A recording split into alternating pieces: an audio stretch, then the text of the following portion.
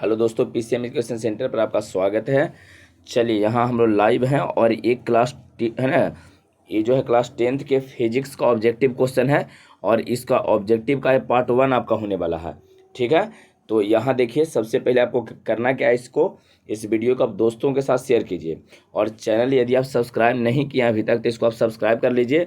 इसमें जितना भी आपको क्वेश्चन करवाने वाले हैं वो ये काफ़ी अधिक इंपॉर्टेंट क्वेश्चन होने वाला है, काफ़ी अधिक इंपॉर्टेंट क्वेश्चन है और ये बार बार आपको एग्जाम में रिपीट करता है ये सारा क्वेश्चन। तो उस टाइप के क्वेश्चन को यहाँ पर हम लोग करने वाले हैं।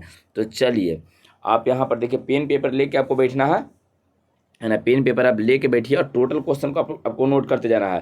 क्वेश्चन लिखिए, उसका आंसर लिखना है, क्वेश्चन लिखना है, उसके बाद उसका आंसर लिखना है। तो चलिए, सबसे पहले यहाँ पर देख लीजिए, क्वेश्चन ये कहा गया है कि प्रकाश की जो किरण है वो गमन करती है। प्रकाश की किरण जो है गमन करती है ना। किस प्रकार से गमन करती किस प्रकार से गमन करती है ये आपको बतानी है। चलिए, सबसे पहले इसमें लिखा गया कि सीधी रेखा में गमन करती है, टेढ़ी रेखा में, है ना, किसी भी दिशा में गमन कर सकती है, ये इनमें से कोई नहीं। तो बताइए, प्रकाश की दिशा सीधी रेखा में गमन करती है या टेढ़ी रेखा में गमन करती है, या कैसे भी टेढ़ा, है ना, चला फिर बाद में सीधा हो जाए, फिर ऐसे चल जाएगा, ऐसे ऐसे। मतलब ये कह रहा कि प्रकाश की किरण, है ना, गमन करती है। तो जल्दी से आप बताइए, प्रकाश की किरण गमन कैसे करती है? वो सीधी रेखा में, टेढ़ी रेखा में, है ना, किसी भी दिशा में, इनमें से कोई नहीं। जल्दी से बताइए, जिनका जिनका भी सीधी रेखा में आ रहा है सभी लोग सही हो। और ये इंपॉर्टेंट क्वेश्चन है, वो एकदम इंपॉर्टेंट वाला में से क्वेश्चन है, तो आपको ध्यान इसको रखना है। अगला क्वेश्चन की ओर चलो, नेक्स्ट क्वेश्चन यहाँ देखिए, कहा गया है कि प्रकाश का न्यूनतम वेग होता है, प्रकाश का सबसे कम वेग कहाँ होता है? निर्वात में आप जानते हैं सबसे अधिक होता है, जल में, वायु में और कांच में।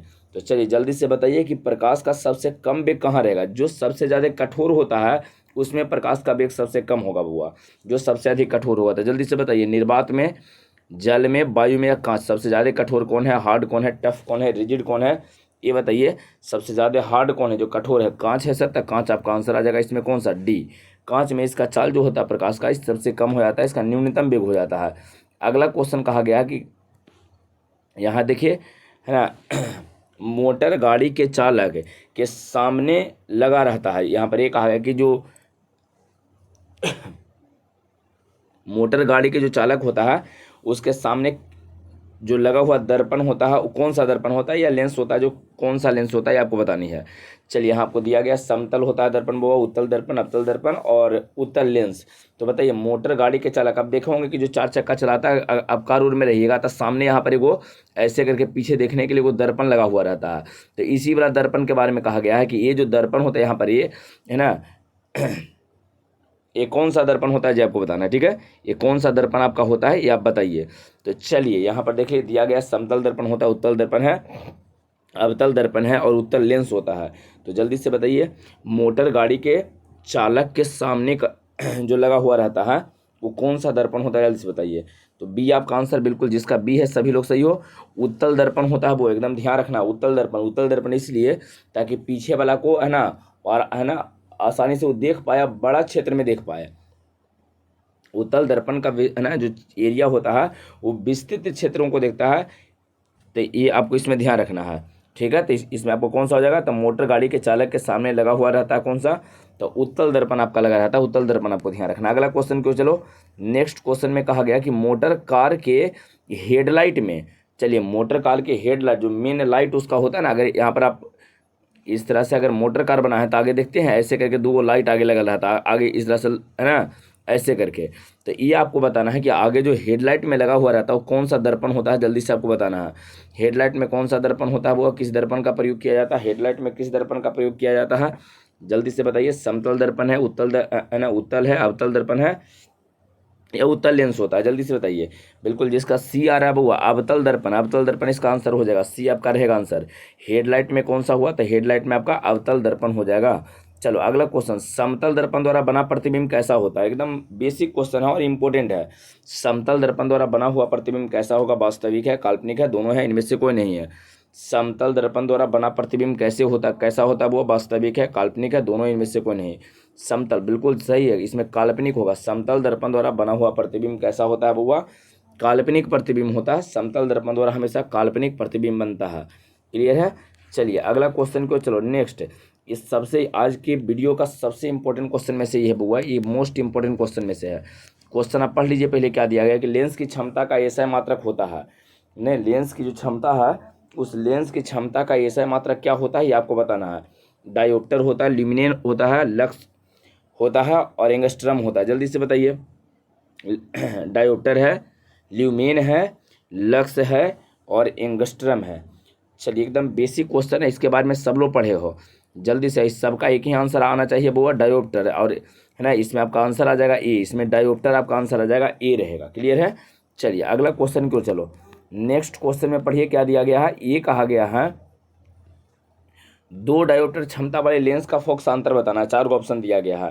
तो 2 जो डायोप्टर है क्षमता, उस 2 डायोप्टर क्षमता वाले लेंस का फोकस, देखो इसको निकालने का तरीका बताते हैं। आंसर आपको सेंटीमीटर में दिया है ना, तब P बराबर फॉर्मूला लगा देना 100/F, यही है बउआ, है ना। P बराबर कुछ करना है 100/F, ठीक है। P बराबर 100 कुछ करना है या F, या एक तरीका और इसको लगा सकते हैं। अगर ऑब्जेक्टिव में दिया है था, पूछा को चाहिए फोकसांतर था F बराबर, अच्छा सेंटीमीटर में दिया था 100, अब बटे का क्षमता कितना दिया है 2, तो बस इसे डिवाइड कर दिया, आपका 50 आंसर आ गया। तो 50 इसमें आंसर, कुछ नहीं करना है। सेंटीमीटर में यदि इन्फॉर्मेशन दिया रहेगा ना तो ऊपर 100 और नीचे जितना दिया रहेगा डायोप्टर वाला और से डिवाइड कर देना, आपका फोकसांतर निकल जाएगा। ठीक है। चलिए आगे और भी क्वेश्चन दिए, धीरे धीरे इस तरह के क्वेश्चन आपको समझ में आ जाएगा। जैसे यहाँ देखिए एक और क्वेश्चन आपको दिया गया, क्या दिया है बउआ, इस वजह से पढ़ो पहले क्वेश्चन में। क्वेश्चन में कहा गया है कि किसी उत्तल लेंस का फोकसांतर, उत्तल लेंस का फोकसांतर आप जानते हैं कि उत्तल लेंस ऐसे होता है, इसका फोकसांतर प्लस होता है, धनात्मक था। जो भी आंसर रहेगा धनात्मक, चाहे तो डी आंसर आएगा चाहे तो ई आंसर आएगा, क्योंकि प्लस होता है तो प्लस में ही इसका आंसर आएगा। क्लियर है। चलिए अब क्या रहेगा जी, देखिए फोकसांतर 50 सेंटीमीटर दिया था, 50 सेंटीमीटर, तो सेंटीमीटर दिया था तो कोची बोले थे कि ऊपर 100 लिखना, और डिवाइडेड बाय कितना दिया है वो 50, अगर बाद क्षमता पूछा है तो ये डिवाइड कर दो, 2 आपका आंसर आया, 2 भी प्लस में हो जाएगा, तो आपका आंसर डी। कुछ नहीं करना है, अगर सेंटीमीटर में इन्फॉर्मेशन जैसे ही देना तो सीधे है ना 100 को डिवाइड कर, या 100 को डिवाइड कर देना है जो दिए गए वैल्यू से। अगर सेंटीमीटर में दिया तो इसको डिवाइड कर देना है यहाँ पर, है ना। डायोप्टर देता तभी डिवाइड, तो अगर फोकसांतर दिया है तो डायोप्टर निकलेगा, डायोप्टर दिया है तो फोकसांतर निकलेगा, बात यही है। क्लियर है। अगला क्वेश्चन को चलो, ऐसा बहुत सारा क्वेश्चन दिए हैं, आगे धीरे धीरे आपको समझ में आ जाएगा, आप परेशान मत रहिए, आप धीरे धीरे इस तरह के न्यूमेरिकल समझ में आएगा। चलिए यहाँ क्वेश्चन समझो पहले क्या दिया गया है। प्रकाश के किरणों के समूह को क्या कहते हैं, प्रकाश स्रोत कहते हैं, किरण पुंज कहते हैं, है ना, प्रदीप्त कहते हैं और प्रकीर्णन कहते हैं।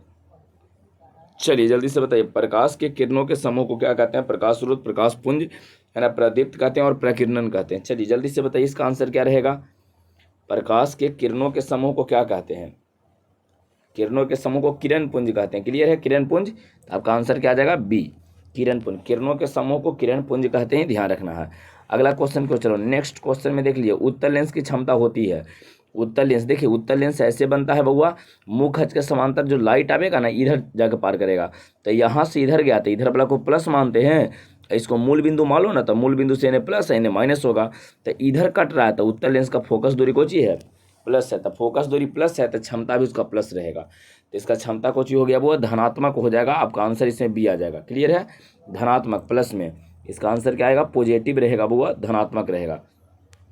अवतल वाला का ऋणात्मक हो जाएगा। अच्छा यहाँ अगला क्वेश्चन में दिया ही गया है कि अवतल लेंस की क्षमता, अवतल लेंस आप देखें कि ऐसे रहता है, इस तरह से लाइट यहाँ से आएगा, अगर ऐसे लाइट आता है तो ऊपर चल जाएगा, इसको पीछे इधर ला के मिलाते हैं, ये आपका फोकस होता है, तो इससे इधर गया तो ऋणात्मक रहेगा, फोकस से ऋणात्मक, क्षमता भी ऋणात्मक। तो अवतल लेंस का जो फोकस दूरी रहता है बुआ या क्षमता जो रहता है वो ऋणात्मक रहेगा, आपको ध्यान रखना था, ये आपका आंसर आ जाएगा ऋणात्मक। उत्तल का धनात्मक, अवतल का ऋणात्मक, ध्यान रखना। क्लियर है। चलिए अगला क्वेश्चन को चलो, नेक्स्ट क्वेश्चन, उत्तल लेंस को कहते हैं, चलिए बताइए जल्दी से, उत्तल लेंस को क्या कहते हैं, अभिसारी कहते हैं, अप है ना, द्विउत्तल कहते हैं, अपसारी कहते हैं, इनमें से कोई नहीं। उत्तल लेंस को क्या कहते हैं बउआ, उत्तल लेंस है, उत्तल लेंस ऐसे बनता है आपको पता है, और जब ऐसे आता है तो एक बिंदु पर इसे कटता है, एक बिंदु पर आ जाता है। आप मतलब होता फैलना, अगर फैलता था कहते आप, लेकिन फैल नहीं रहा है, एक स्थान पे आ रहा है ऐसे ऐसे ना, तो एक स्थान पे आ रहा है तो इसको क्या बोलेंगे बुआ, आप सारी नहीं कहेंगे, एक बिंदु पर आ रहा है इसका से अभिसारी कहेंगे। तो एक बार जल्दी से बता दीजिए कि उत्तल लेंस को हम लोग क्या कहते हैं, अभिसारी कहें कि अपसारी कहेंगे, बिल्कुल अभिसारी कहेंगे, आपका आंसर ए आ जाएगा। आपका आंसर क्या रहेगा बउआ, इसमें आपका आंसर ए हो जाएगा। उत्तल लेंस को क्या बोलते हैं, अभिसारी बोलते हैं। क्लियर है, उत्तल लेंस को बोलते हैं अभिसारी। अगला क्वेश्चन क्यों, चलो नेक्स्ट क्वेश्चन। अवतल लेंस को क्या कहते हैं जी बताना है। अवतल लेंस को कहते हैं, क्या बोलेंगे, अभिसारी कहेंगे, अभिसारी लेंस कहेंगे, द्वि उत्तल कहेंगे, अपसारी कहेंगे, इनमें से कोई नहीं। जल्दी से बताइए। अवतल वाला को हम लोग क्या कहते हैं, अवतल लेंस को कहते हैं अभिसारी लेंस कहते हैं, द्वि अवतल लेंस कहते हैं, अपसारी कहेंगे, इनमें से कोई नहीं। तो उत्तल को अभिसारी और अवतल को अपसारी कहते हैं, ध्यान रखना है। अवतल को कुछ बोलेंगे, अपसारी कहेंगे, ध्यान रहेगा। चलिए, ये सब छोटा छोटा क्वेश्चन एकदम इसको ध्यान रखो, ये सब क्वेश्चन आपको एग्जाम में रहता है बुआ।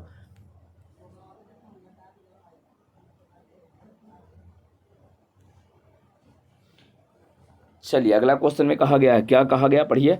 किसी दर्पण में हमेशा वस्तु छोटा है ना, किस दर्पण से हमेशा वस्तु से छोटा प्रतिबिंब बनता है। कौन सा दर्पण है, कौन दर्पण है जिससे हमेशा छोटा प्रतिबिंब बनता है। उत्तल दर्पण यहाँ पर दिया गया है, समतल दर्पण, उत्तल दर्पण, अवतल दर्पण, इनमें से कोई नहीं। कौन सा ऐसा दर्पण है जिससे हमेशा छोटा, तो छोटका दर्पण माँ से छोटका दर्पण कौन है, तो लिखे में तो छोटा उतले लग रहा है, आपका आंसर भी आ जाएगा। छोटका से छोटे बनेगा, अवतल से बड़ा बनेगा, ठीक है। चलिए, अगला क्वेश्चन को चलो, इस हम छोटा छोटा क्वेश्चन इसको एकदम बनाते जाना है। किस दर्पण से वस्तु है ना, किस दर्पण से वस्तु का बड़ा प्रतिबिंब बनता है। तो देखिए, बड़ा प्रतिबिंब बड़का दर्पण से, तो उत्तल समतल से तो बराबर बनता है। अब यहाँ बच गया उत्तल अवतल, तो उत्तल छोटा है तेरा से छोटा बनेगा, और अवतल बड़ा है तो इससे बड़ा प्रतिबिंब बनेगा। तो आपका आंसर इसमें आ जाएगा बी, ठीक है। लेंस में उल्टा हो जाता है, छोटका बड़का में, बड़का छोटका में हो जाता है। तो यहाँ आपको ध्यान रखना है कि किस दर्पण से वस्तु का बड़ा प्रतिबिंब बनेगा, तो कौन सा है, अवतल। क्लियर हो गया है। चलिए, अगला क्वेश्चन क्यों चलते हैं। प्रकाश के परावर्तन के कितने नियम हैं बताइए। ऑब्वियसली सब लोग जानता है प्रकाश के परावर्तन के क्या नियम है बुआ, तो 2 नियम है, इसका आंसर डी आ जाएगा, है ना। प्रकाश के परावर्तन के 2 नियम होता है ना, प्रकाश के परावर्तन के 2 नियम, अपवर्तन के भी 2 नियम। तब प्रकाश के परावर्तन कहा जाए चाहे अपवर्तन कहा जाए, 2 ही नियम उसका रहेगा। तब का आंसर इसमें डी आ जाएगा। अगला क्वेश्चन क्यों, चलो नेक्स्ट क्वेश्चन में क्या दिया गया है बुआ, जल्दी से देख लो। ये कहा गया है, पढ़िए। जब प्रकाश, यहाँ पर एक क्वेश्चन है, आप इसको आराम से पहले पढ़ लीजिए क्वेश्चन क्या है। जब प्रकाश की किरण हवा से कांच में प्रवेश करता है, इधर कांच ऐसे है, इधर हवा है, तो हवा से कांच में प्रवेश करेगा तो क्या होगा, अभिलंब की ओर मुड़ जाएगा, कि अभिलंब से दूर भागेगा, है ना, अभिलंब से दूर कि अभिलंब के निकट कि अभिलंब के समांतर, कि इनमें से कोई नहीं।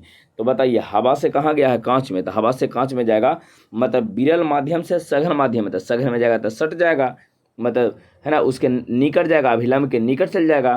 तो आपका आंसर इसमें बी आ जाएगा, अभिलंब के निकट। और आपका आंसर कौन सा हो जाएगा बुआ, तो आपका आंसर इसमें आ जाएगा बी, अभिलंब के निकट, है ना। हवा से कांच में तो अभिलंब के निकट, सट जाएगा जाके अभिलंब में।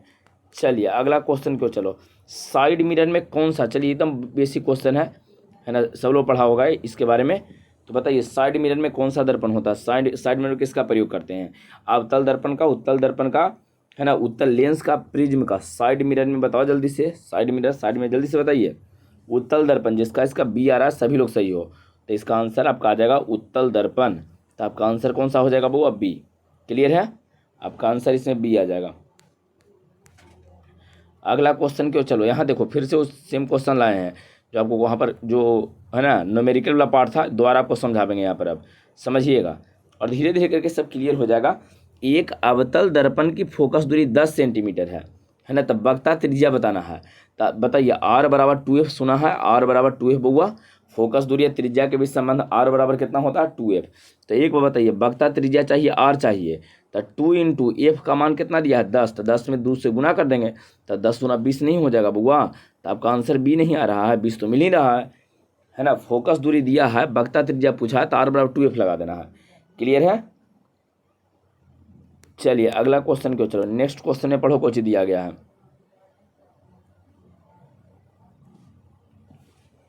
निर्गत किरण एवं अभिलंब के बीच बने कोण को, निर्गत किरण एवं अभिलंब के बीच जो बनता है कोण, उसको निर्गत कोण कहते हैं बउआ। आपका आंसर सी आ जाएगा, ठीक है। आपतन कोण अलग होता है, प्रवर्तन कोण अलग होता है, निर्गत किरण और अभिलंब के बीच बने कोण को निर्गत कोण कहते हैं, एकदम इसको ध्यान रखिए, ठीक है। अगला क्वेश्चन क्यों, चलो नेक्स्ट क्वेश्चन क्या कहा गया, पढ़ लीजिए पहले। ये कहा गया कि किस लेंस के द्वारा सिर्फ काल्पनिक प्रतिबिंब, है ना, तनता नहीं है, बनता है, यहाँ लिखा गया बनता है, तो किस लेंस के द्वारा सिर्फ काल्पनिक ही बनेगा, केवल काल्पनिक प्रतिबिंब। उत्तल लेंस है, अवतल है, बाइफोकल है और कोई नहीं। देखो केवल काल्पनिक जो बनता है वो हमेशा अवतल से बनता है, केवल काल्पनिक, है ना, किसी अवतल से, तभी आपका आंसर आ जाएगा। अवतल जो लेंस होता है, अवतल लेंस आप पढ़े होंगे कैसे होता है, इसमें केवल काल्पनिक प्रतिबिंब बनता है। क्लियर है, तो आपका आंसर इसमें बी आ जाएगा। चलो अगला क्वेश्चन को, एकदम बेसिक सा क्वेश्चन है, सब याद रखना है। प्रकाश, है ना, इसमें कहा गया कि प्रवर्तन ना, प्रवर्तन के नियम से निर्धारित होता है कोई चीज। आपतन कोण बराबर प्रवर्तन कोण होता है, प्रवर्तन कोण बराबर अपवर्तन कोण होता है, आपतन कोण विचलन कोण के बराबर होता है, इनमें से कौन, जल्दी से बताइए, बेसिक क्वेश्चन है। प्रकाश के परावर्तन के आधार पे क्या होता है, आपतन कोण और परावर्तन कोण आपस में बराबर रहेगा, आपका आंसर इसमें ए आ जाएगा, है ना। आपतन कोण और परावर्तन कोण का मान आपस में क्या होता है, बराबर। चलिए अगला क्वेश्चन, कहा गया काल्पनिक प्रतिबिंब कैसा होता है, सीधा होता है, उल्टा होता है, दोनों होता है, कोई नहीं। आईना में के सामने जब आप खड़ी होते हैं तो काल्पनिक बनता है प्रतिबिंब, है ना। आईना के सामने खड़े तो सीधा रहता है कि उल्टा, तो सीधा रहता है, तो कौन सा आपका आंसर आ जाएगा, ए, है ना। काल्पनिक प्रतिबिंब हमेशा सीधा रहेगा, ध्यान रखना, काल्पनिक प्रतिबिंब हमेशा सीधा रहता है। अगला क्वेश्चन, दाढ़ी बनाने में कौन से दर्पण का प्रयोग करते हैं, तो कहोगे तो ऐनकों से बना लेते हैं, लेकिन जो है ना प्रोफेशनल जो रहता है, मतलब जो क्या कहते हैं उसको, सैलून में, तो कौन सा दर्पण का उसमें प्रयोग किया जाता है, किस दर्पण का हम लोग प्रयोग करते हैं, जल्दी से बताइए। समतल दर्पण है, उत्तल है, अवतल है, इनमें से कोई नहीं। तो दाढ़ी बनाने के लिए किस दर्पण का हम लोग प्रयोग करेंगे बुआ, दाढ़ी बनाने के लिए किस दर्पण का प्रयोग करेंगे, बिल्कुल जिसका इसका सी आंसर आ रहा है, अवतल दर्पण, सभी लोग सही हो, अवतल दर्पण का प्रयोग करते हैं। दाढ़ी बनाने के लिए कौन सा दर्पण का प्रयोग करेंगे, अवतल दर्पण का। चलिए अगला क्वेश्चन क्यों, चलो, प्रकाश के अपवर्तन के कितने नियम, अभी समझा रहे थे, जल्दी से बताओ। प्रकाश के परावर्तन के 2 नियम और अपवर्तन के भी 2 नियम होता है, तो प्रकाश के परावर्तन और अपवर्तन दोनों का 2 नियम होता है, इसका आंसर आपका बी आ जाएगा। क्लियर है। अगला क्वेश्चन को चलते हैं, नेक्स्ट क्वेश्चन में देखिए क्या दिया गया है। किसी माध्यम के अपवर्तनांक का मान होता है, माध्यम का अपवर्तनांक साइन आई बटे साइन आर होगा, साइन आर बटे साइन आई होगा, जल्दी से बताइए, sine I into sine R होगा, sine I plus sine R होगा। तो किसी माध्यम के अपवर्तनांक का मान कितना होता है, साइन आई बटे साइन आर, एकदम सही है, साइन आई बटे साइन आर होता है, ये आंसर आपका आ जाएगा, साइन आई बटे साइन आर। क्लियर है। चलिए अगला क्वेश्चन को, चलो नेक्स्ट क्वेश्चन, थोड़ा सा तेजी में क्वेश्चन करवा रहे हैं ताकि है ना ज़्यादा हम लोग को समय नहीं लग पाए यूट्यूब पर, तो आप आराम से इसको पहले, है ना, वीडियो खत्म होने के बाद पेन पेपर लेके बैठिए, इसको टोटल नोट कर दीजिए, है ना, नोट कर लेना है, और वीडियो को लाइक कर देना है बउआ, दोस्तों के साथ इसको शेयर कीजिए, और भी वीडियो यहाँ पर अपलोड करेंगे, सारा इंपॉर्टेंट आपके लिए है। पढ़िए यहाँ पर क्या कहा गया कि उत्तल लेंस होता है, उत्तल लेंस आप ऐसे देखे होंगे इस तरह से, बीचवा में मोटा, किनारे किनारे पतला, ही तो होता है उत्तल लेंस। तो कह रहा है बउआ, जो क्या कह रहा है, जिस समझ लीजिए, ऐसे तो रहता है, तो सब जगह समान मोटाई होता है नहीं, बीच की अपेक्षा किनारे मोटा होता नहीं, किनारे की अपेक्षा बीच मोटा होता है, ये सही है बउआ, तो आपका आंसर इसमें सी आ जाएगा, सी रहेगा। क्लियर है।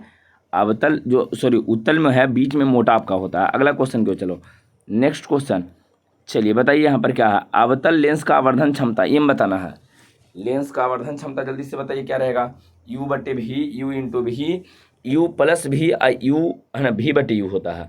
तो बताइए लेंस जो होता है उसका आवर्धन क्षमता एम बराबर क्या जानते हो, ऑब्वियसली भी बटे यू, तो जिसका इसका भी बटे यू है, सभी लोग सही हो, आपका आंसर इसमें डी आ जाएगा। क्लियर है। अगला क्वेश्चन क्यों, चलो नेक्स्ट क्वेश्चन पढ़िए, एकदम मोस्ट इंपॉर्टेंट है वो, वही तो सिद्ध करने के लिए भी आपको देता है, और दूसरा चीज की ये आपको ऑब्जेक्टिव भी देता है। तो गोलीय दर्पण के फोकसांतर, मतलब फोकस दूरी जो कह रहा है, फोकसांतर और वक्रता त्रिज्या के बीच क्या संबंध है, आर बराबर 2f, आर बराबर एफ, एफ बराबर 2/r, आर बराबर f/2, क्या होता है बताओ, जल्दी से कौन सा आंसर रहेगा बुआ, जल्दी से बताइए। आर बराबर कितना, 2f है, कौन सा आंसर आपका हो गया बुआ, तो ये आपका आंसर रहेगा, आर बराबर 2f होता है ना, तो आर बराबर 2f है, तो कौन सा दिले है, यही तो दिया है, तो आपका आंसर आपका कौन सा आ जाएगा, ये आ जाएगा आंसर इसमें।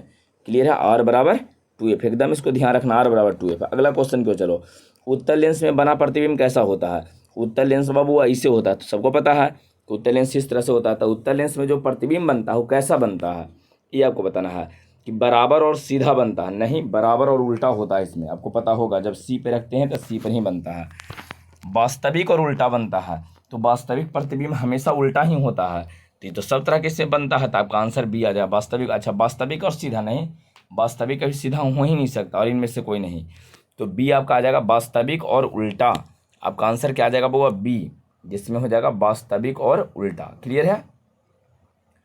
अगला क्वेश्चन के उत्तर, नेक्स्ट क्वेश्चन में पढ़ो क्या लिखा गया है।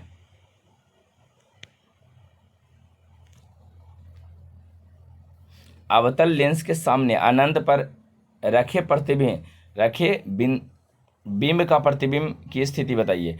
अनंत पे रखा गया, तो एक बार बताओ, अनंत पर जब रखा गया है तो बिंब का प्रतिबिंब, वस्तु का प्रतिबिंब कहाँ बनता है? फोकस पर बनता है।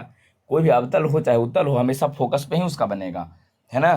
तो अवतल लेंस रहे चाहे उत्तल लेंस रहे, अगर आप अनंत पे रखे हैं तो फोकस पर बनेगा, वो फोकस पर बनेगा, फोकस पर बनेगा। आपका आंसर भी आ जाएगा, फोकस पर ही बनेगा, चाहे अवतल रहे चाहे उत्तल, फोकस पर। ठीक है, अगला क्वेश्चन में चलो।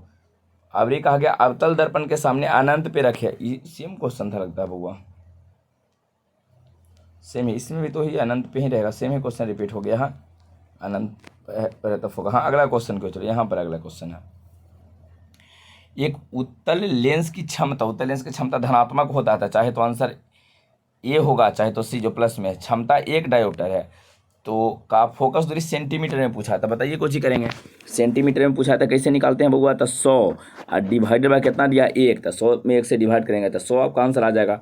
तो 100 प्लस में कौन है? सी, तो सी आपका आंसर आ रहा है बउआ, सी आपका आंसर हो जाएगा। क्लियर है, अगला क्वेश्चन क्यों, चलो नेक्स्ट क्वेश्चन में क्या दिया गया है।